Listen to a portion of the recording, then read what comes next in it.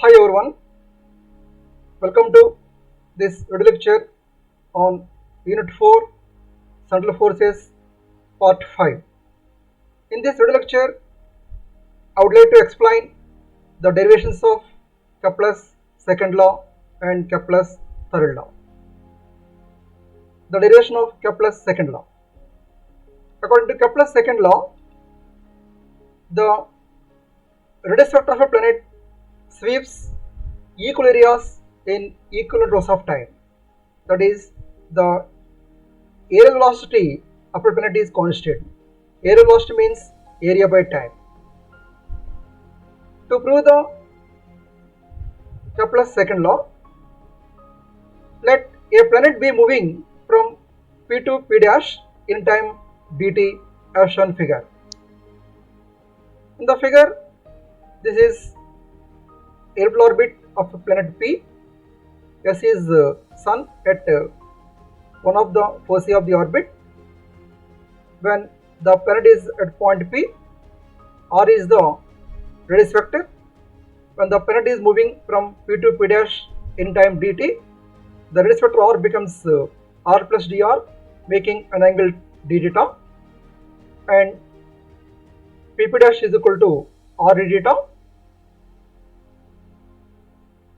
The radius vector R sweeps an area of the triangle SPP dash. The area can be obtained by the formula half base into height. The area swept by the radius vector in time dt is given by dA is equal to half into r d theta, that is dA is equal to half into r square d theta. Therefore, aerial velocity dA by dt is equal to half r square d theta by dt, that is equation 1. But r square d theta by d is equal to h, a constant, that is equation 2. From equations 1 and 2, we get dA by dt is equal to h by 2.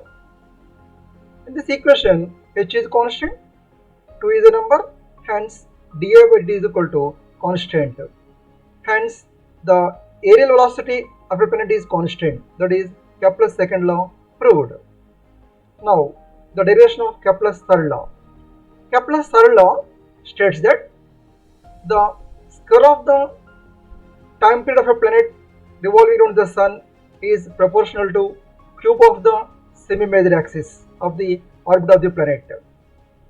The time period of the planet is given by T is equal to area swept in one revolution by aerial velocity, that is equal to pi AB by h by 2, where pi AB is area of the ellipse, where A is semi-major axis and B is semi-major axis of the ellipse. H is a constant value. We know that the semi-lattice rectum L is equal to h square by mu, that is equal to b square by a. This is from the properties of ellipse.